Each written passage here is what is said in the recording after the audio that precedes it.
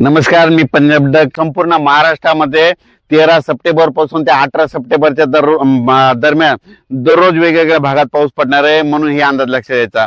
आज आहे 6 सप्टेंबर. राज्यामध्ये म्हणजे पाऊस आता एकदम बंद होणार नाही, पण मुंबईला मात्र पाऊस चालू राहणार आहे. 5, 6, 7 सप्टेंबर मध्ये उत्तर महाराष्ट्रामध्ये जळगाव जिल्हा, नंदुरबार जिल्हा, धुळे जिल्हा, नाशिक जिल्हा या पट्ट्यामध्ये पाऊस चालू राहणार आहे, म्हणून उत्तर महाराष्ट्रातल्या शेतकऱ्यांचा अंदाज लक्षात द्यायचा. त्याच्यानंतर काय झालं, मराठवाडा आणि विदर्भातल्या शेतकऱ्याला सांगू इच्छितो की काही जणांचे मूग काढण्यात आले, उडीद काढण्यात आले. तुम्ही काय करा, 13 सप्टेंबर पर्यंत तुमचे उडीद मूग काढून घ्या, कारण की 13 सप्टेंबर पासून काय होणार आहे, पूर्व विदर्भाकडून पावसाला सुरुवात होणार आहे. 13 सप्टेंबरला नागपूर यवतमाळकडे पाऊस, नांदेडकडे असणार आहे. 14ला तो पाऊस मराठवाड्यात येणार आहे. 15ला आणखीन पुढे सरकणार आहे. 16ला संपूर्ण महाराष्ट्र व्यापून टाकणार आहे, म्हणून हे अंदाज लक्षात येतात. म्हणजे सांगायचं झालं तर राज्यात जवळपास 13 सप्टेंबर पासून ते 17 सप्टेंबरच्या दरम्यान दररोज वेगवेगळ्या भागात चांगला पाऊस पडणार आहे, आणि जे भाग वंचित राहिला त्या भागामध्ये देखील पाऊस राहणार आहे, म्हणून ही खास करून आनंदाची बातमी. त्याच्यानंतर अहिल्यानगर भागामध्ये काय झालं की कोपरगाव झालं, राहता झालं, शिर्डी झालं, टाकळी ढोकेश्वर झालं, पुन्हा बेलपिंपळगाव झालं, या पट्ट्या बालम टाकळी या पट्ट्यामध्ये काय झालं, पाऊसच पडलेला नाही. तर ह्या पट्ट्यातल्या सर्व शेतकऱ्याला आनंदाची बातमी. 13 सप्टेंबर ते 18 सप्टेंबर मध्ये तुमच्याकडे जोराचा पाऊस पडणार आहे, ओढे नाले वाहणारा पाऊस पडणार आहे, म्हणून हा अंदाज तुम्ही लक्षात घ्यायचा.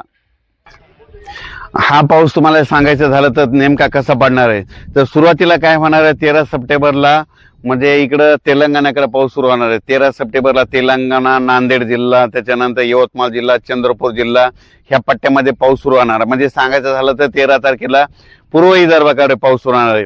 त्याच्यानंतर ते पाऊस काय होणार, 13 सप्टेंबरच्या रात्रीच्याला परत पश्चिमी विदर्भाकडे येणार आहे. मग पश्चिमी विदर्भाकडे तुम्हाला सांगायचं झालं तर अकोला जिल्हा, अमरावती जिल्हा, बुलढाणा जिल्हा, हिंगोली जिल्हा, वाशिम जिल्हा ह्या पट्ट्यामध्ये काय होणार आहे, 13 तारखेच्या रात्रीपासून ते 18 तारखेच्या दरम्यान परत ह्या इकडल्या भागामध्ये पाऊस येणार आहे. त्याच्यानंतर ते नांदेड जिल्हा, त्याच्यानंतर परभणी जिल्हा, त्याच्यानंतर लातूर जिल्हा, बीड जिल्हा, जालना जिल्हा, संभाजीनगर, धाराशिव जिल्हा, सोलापूर जिल्हा ह्या पट्ट्यात काय होणार आहे, म्हणजे 13 ते 18च्या दरम्यान जोराचा पाऊस पडणार आहे, म्हणून हा अंदाज लक्षात यायचा. त्याच्यानंतर काय होणार आहे, सातारा, सांगली, सोलापूर, कोल्हापूर तिकडे पण पश्चिम महाराष्ट्राकडे काय होणार आहे, 13 तारखेच्या रात्रीच्याला म्हणजे काही ठिकाणी 14ला पाऊस सुरू आहे, म्हणजे 13 तारखेला रात्रीच्याला काय होणार, पाऊस चांगला सुरू होणार आहे पश्चिम महाराष्ट्राकडे, म्हणून हे अंदाज लक्षात यायचा. त्याच्यानंतर उत्तर महाराष्ट्राकडे काय होणार आहे, 14 सप्टेंबरला पाऊस होणार आहे.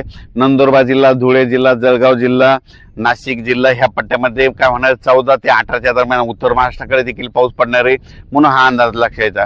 पण सांगायचं झालं तर 13 सप्टेंबर ते 17 सप्टेंबरचा जास्त पाऊस कोणत्या पट्ट्यात कोणत्या जिल्ह्याला होणार आहे, सुरुवातीला सांगतो तेलंगणाकडे खूप पडणार आहे. तेलंगणाकडे जास्त पडत असल्यामुळे नांदेडला जास्त पडणार आहे.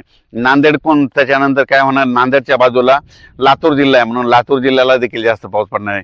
लातूर जिल्ह्याच्या बाजूला धाराशिव जिल्हा आहे, म्हणून धाराशिवला जास्त पडणार आहे. धाराशिवच्या बाजूला सोलापूर जिल्हा म्हणून तिकडे देखील पडणार आहे. त्याच्यानंतर काय होणार आहे, इकडे परभणी जिल्ह्यात देखील पडणार आहे.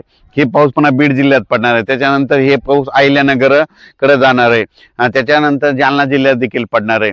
त्याच्यानंतर हे पाऊस सांगायचं झालं तर परत काय होणार आहे, इकडं नाशिककडे जाणार आहे, पुन्हा नाशिककडे देखील खूप पाऊस पडणार आहे. म्हणजे सांगायचं झालं तर ह्या पट्ट्यामध्ये असाच पाऊस काय होणार आहे. आता हे सगळ्यात महत्वाचं, हे परतीचा पाऊस आहे. परतीचा पाऊस असा असतो की ज्या भागात अद्यापही पडला नाही त्या भागाला मात्र जीवदान ठरलेला पाऊस राहतो, म्हणून परतीचा पाऊस कुठं होतो तर तुम्ही पाहू शकता. आतापर्यंत ह्या बीड जिल्ह्यामधले आपलं अहिल्यानगर नेवासा तालुक्यामधलं हे गाव आहे लाडजवळगाव, या ठिकाणी इतका पाऊस झाला, फक्त पिकं झोपला असाच पाऊस पडलेला, पण यांना बघा आणखी तळ्यामध्ये पाणी नाही. तर हे परतीच्या पावसामध्ये या बीड जिल्ह्यातल्या जिथं वंचित राहिलेले त्या भागात पाऊस पडणार आहे, म्हणून बीड जिल्ह्यातल्या, अहिल्यानगर जिल्ह्यातल्या शेतकऱ्यांनी हा अंदाज लक्षायचा. आणि हे मी जे उभं आहे ते काय, नेमकं अहिल्यानगर जिल्हा आणि बीड जिल्ह्याच्या बॉन्ड उभा आहे, म्हणून तुम्हाला एक सांगू इच्छितो की ही परिस्थिती आहे. आणि या ठिकाणी विहिरीच्या पूजनाचा कार्यक्रम शेतकऱ्यांनी ठेवला होता. शेतकरी जमले, तिथून सगळ्या शेतकऱ्याला अंदाज दिला. आणि परत एक राज्यात सांगतो की राज्यात सांगायचं झालं तर हा परतीचा पाऊस आहे. 13 सप्टेंबर पासून ते आता म्हणजे तसं तर 11, 12, 13ला थोडा काही भागात पाऊस सुरू जाणार आहे, पण काय असं की पाऊस सगळीकडे कुठं कधी सुरू होतो, म्हणून त्याच्यामुळे तारीख 13 सप्टेंबर पर्यंत शेतकऱ्यांनी ज्यांचं उडीद काढायचं असेल तर उडीद काढून घ्या, मूग काढायचं तर काढून घ्या, कारण की 14 पासून ते 18च्या दरम्यान राज्यात दररोज वेगवेगळ्या भागात पाऊस पडणार आहे, म्हणून हा अंदाज लक्षात घ्यायचा. 6, 7, 8, 9 पर्यंत राज्यात काय होणार आहे, म्हणजे विदर्भ मराठवाड्यामध्ये काय होणार, तुरळक ठिकाणी पावसाच्या सरी चालूच राहणार आहे. संपूर्ण महाराष्ट्राला एकदम असा पाऊस बंद काही पडणार नाही, म्हणून हे खास करून लक्षात द्यायचं. विदर्भात देखील तुम्हाला सांगतो, पूर्व विदर्भ आणि पश्चिम विदर्भात देखील 5 सप्टेंबर ते 5, 6, 7, 8 सप्टेंबरच्या दरम्यान विखुरलेल्या स्वरूपाचा पाऊस पडणार आहे, म्हणून हे अंदाज लक्षात द्यायचा. आणि त्याच्यानंतर सांगू इच्छितो की मराठवाड्यात देखील 5, 6, 7च्या दरम्यान ऊन पडेल, पण काय होणार, स्थानिक वातावरण तयार होऊन सरी येतील, म्हणून हे देखील लक्षात द्यायचं.